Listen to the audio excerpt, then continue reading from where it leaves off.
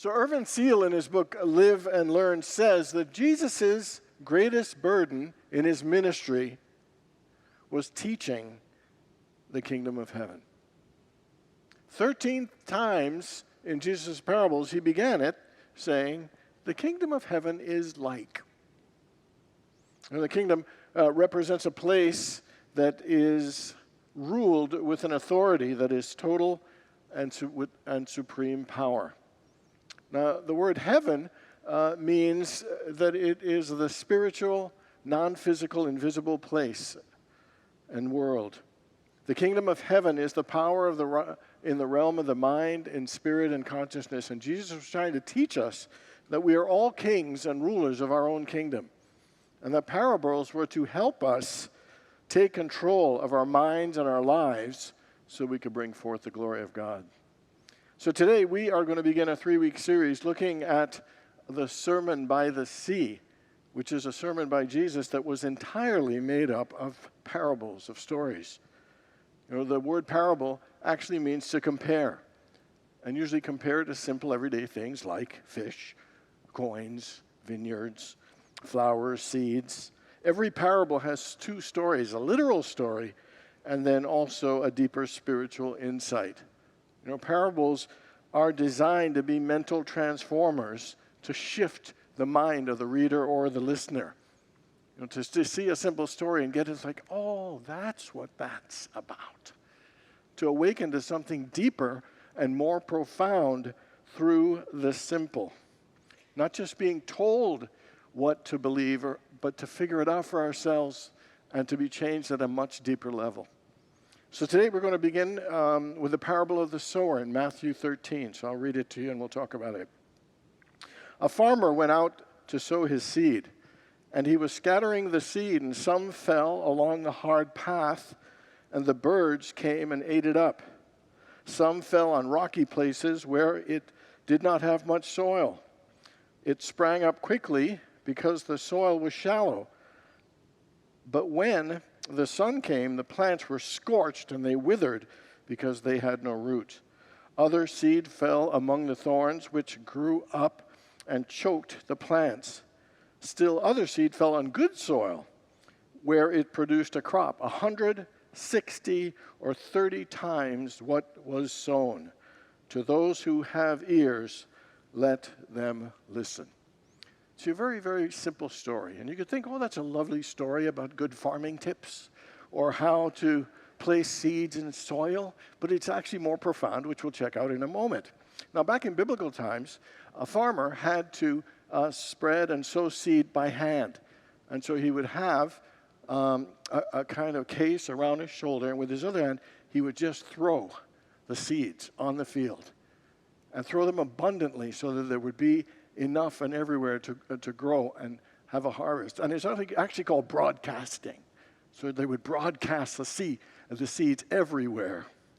And seeds spiritually represent the unlimited goodness and abundance of God. The potential in all of its forms for peace and love and wisdom and guidance and inspiration and goals and dreams and harmony of all the good things, all the good that we can think of. Seeds represent that potential goodness. You know, the parable talks about 4 types of soils, and we see how important the role soils play in growing seeds and producing a good crop. And those 4 types of soils really represent 4 mindsets that, like soil, play an important role in what we harvest and grow and achieve in our lives. And as I mentioned, that seeds were broadcast all around. They were everywhere. And so there wasn't a lack of seeds. The question is, what is the quality of the soil in our lives? The quality of our mind, and is it ready to receive and to prepare to grow and to have a greater harvest? So we're going to look at the 4 types of soil where the seed fell and how it relates to our mindsets. The first one says that there was a hard path, and they fell on the path, and the birds came and ate them up quickly. Now, the hard path means that it was well-traveled, that it was stomped on a lot, that it was really, really packed down, you know, that it was impenetrable. So a hard path really represents a mind that's of someone who might be a little bit hard-headed or stubborn. A mind that is maybe not open and receptive to new ideas, not really willing to listen to other ways of thinking. How many people have ever been or ever known someone who might have been a little hard-headed, maybe a little rigid, inflexible, or closed-minded? How many people have ever been or known somebody that was profoundly negative and would throw cold water on just about everything and think, oh, that'll never work, that'll never happen? That level of negativity in the mindset would be equal to trying to grow something on that hard path. The conditions were not right, and it would not happen. This kind of mindset also shows up in just choosing to do nothing and not trying anything new. This mindset also shows up as someone who might be cynical or pessimistic, dogmatic or skeptical. And what happens with a mindset like that often is opportunities are missed. The chances are just go by. It says that the seeds were eaten up. They were wasted. They were lost and unused in this kind of mindset. New ideas, new opportunities, and relationships, cannot take root. And so they get gobbled up in this kind of mental soil. Sometimes we have a negative mindset or we're rigid in our outlook, and we wonder, why isn't my life getting any better? Not realizing we are the ones that are stopping the growth. We are the ones that are stopping greater things coming forth. So the second type of soil that the seeds fell upon was, it says that rocky places with a little soil that springs up and then gets scorched. How many people have ever been excited about some new goal, new project, new relationship, writing a book, some invention you got, and you're all juiced and jazzed about it, and then you find out how much work it really takes and your passion fizzles? Anybody have a pattern in your life that you get excited and then it fizzles? You get excited and then it fizzles. The rocky ground, it says, with the little soil, springs up quickly and then dies. Now, having enthusiasm is a good thing, but having it quickly fade is not a good thing, because it shows there's no depth of soil. There's no really following up and really taking grasp of it.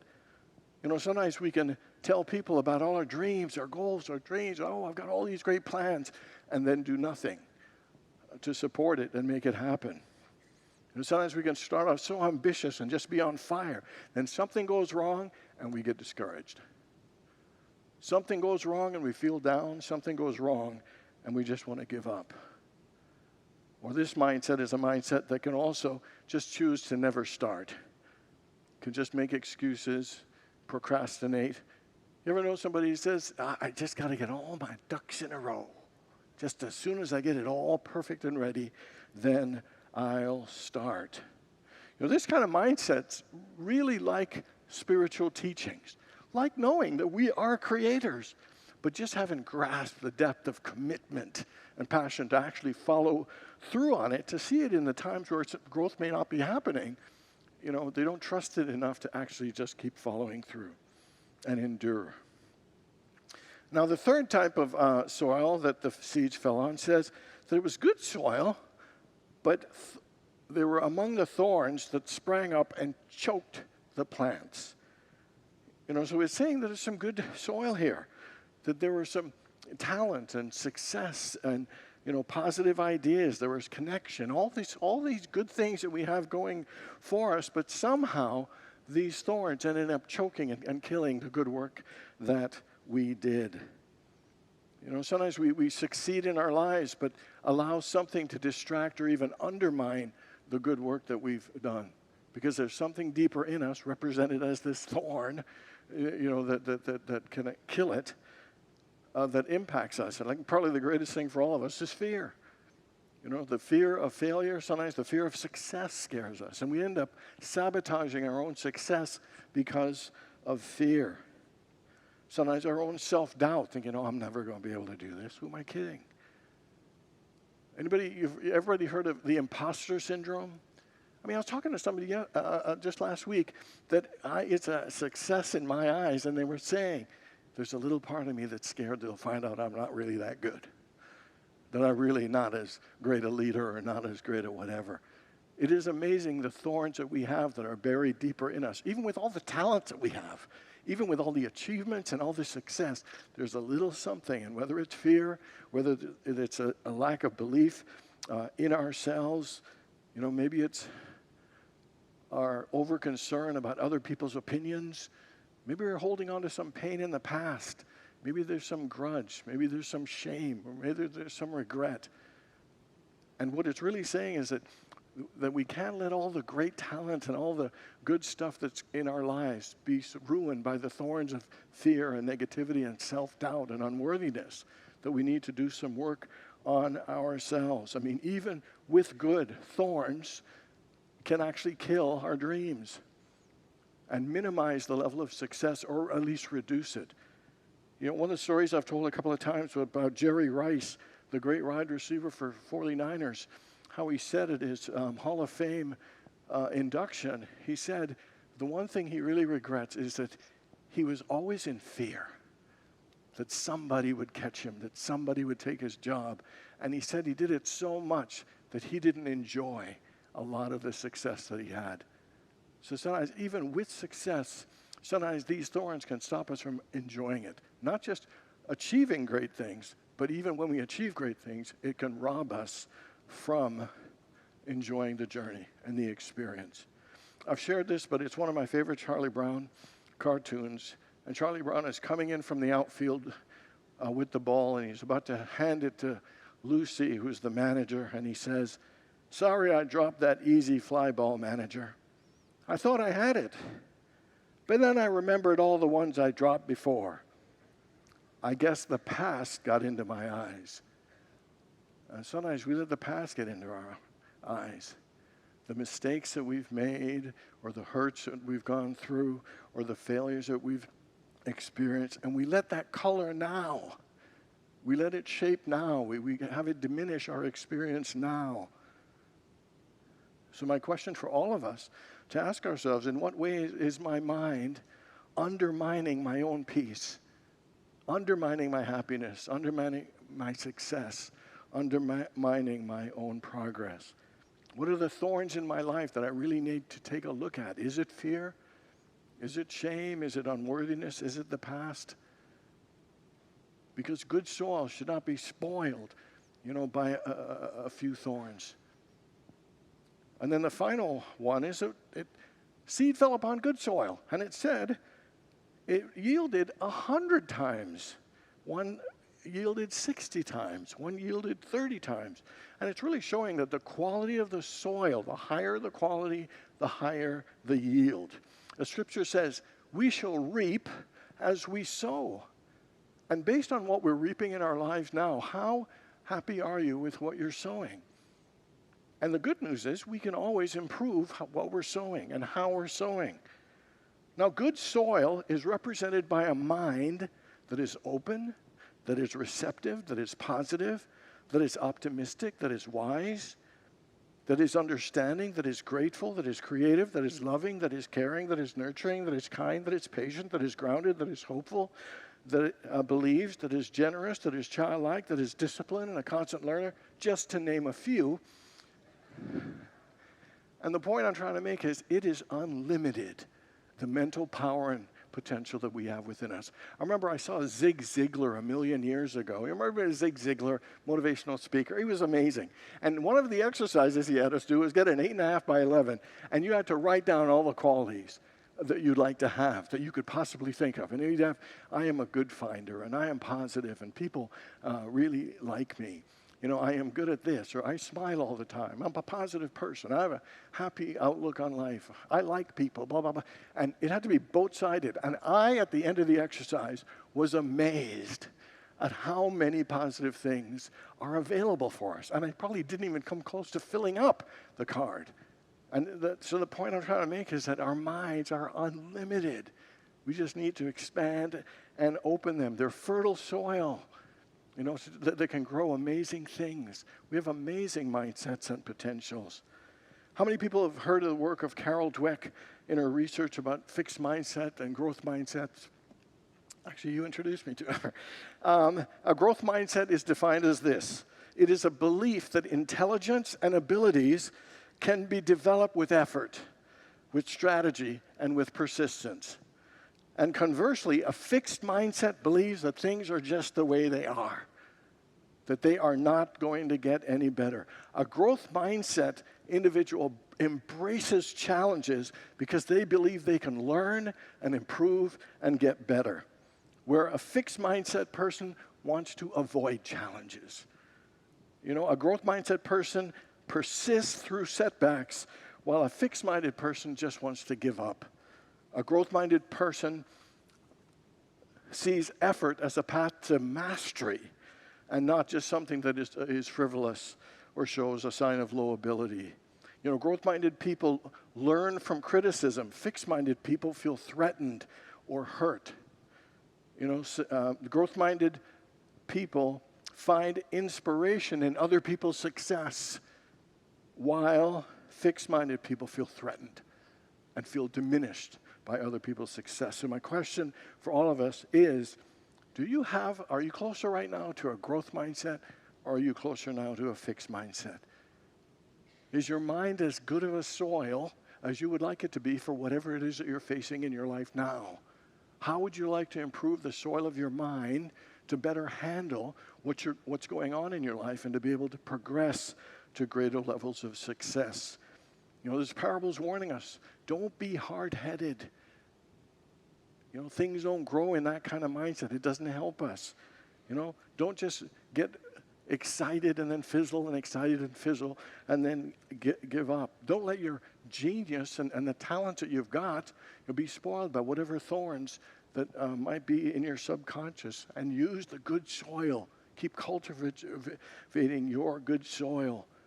I saw something that said 2 prisoners behind bars. One saw mud and the other stars. And the question is, when you look out the window of your life, what are you seeing? You seeing mud? You seeing stars? You know, you're seeing happiness and success. You're seeing frustration and lack and limitation. I love what John Milton said. He said, the mind is so powerful that it can make a heaven of hell or a hell of heaven. I mean, are we making our lives hellish, or are we making it heavenly? A young minister gives his first sermon at his new church, and it was fantastic. They loved the sermon. The congregation loved him, and they were excited about the future with this new young minister. The next Sunday, he gives the exact same talk. People were a little surprised, a little stunned. They said they still liked it, but obviously not as much as the first time they heard it the week before. Third week comes, he gives the exact same talk again. Everyone is puzzled. They're concerned. Maybe we hired the wrong guy. Complaints started going to the board, and one of the board members went up to the new minister and said, what's up? The same sermon 3 times in a row? 3 weeks in a row? And the new minister says, well, I was waiting for you all to practice the first one before I moved on to the second one.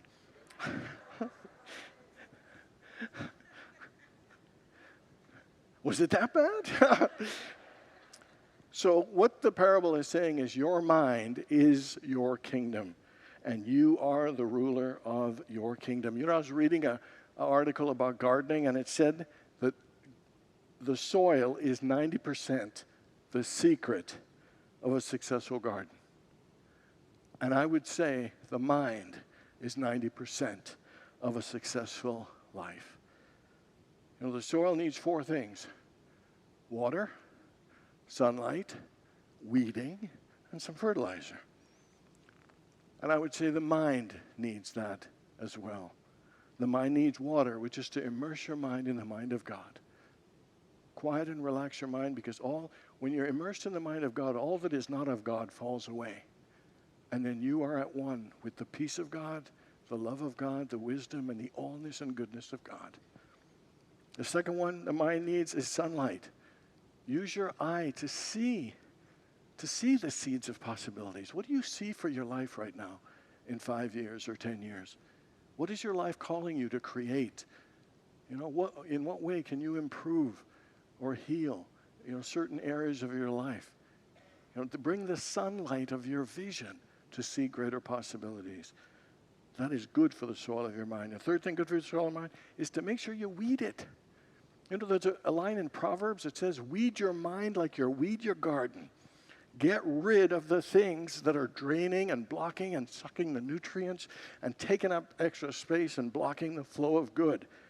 Sometimes we hold on to resentments and bitterness and blame and pain, and we need to forgive. We need to release. We need to let go. We need to cleanse and purify our hearts. That is like weeding of the mind. And finally, is to fertilize it. You know, Jesus said, it is the Father's good pleasure to give us the kingdom. That means God isn't withholding anything from us. So the only thing that ever limits the amount of good in our lives is how worthy we feel of receiving. So think about the amount of love in your life right now, and how worthy do you feel of experiencing even a fuller level of love and a deeper level of love? Think of the amount of prosperity and joy and success. How much can you open up to feel more worthy of success and prosperity and love and the best life you can think of? You're God's beloved child in whom God is well pleased. God will not withhold. The question is, how much are you open to receive? And do you feel worthy? Because you are. The message in the parable of the sower is to awaken the kingdom of heaven within us through the soil of our minds. God bless you all.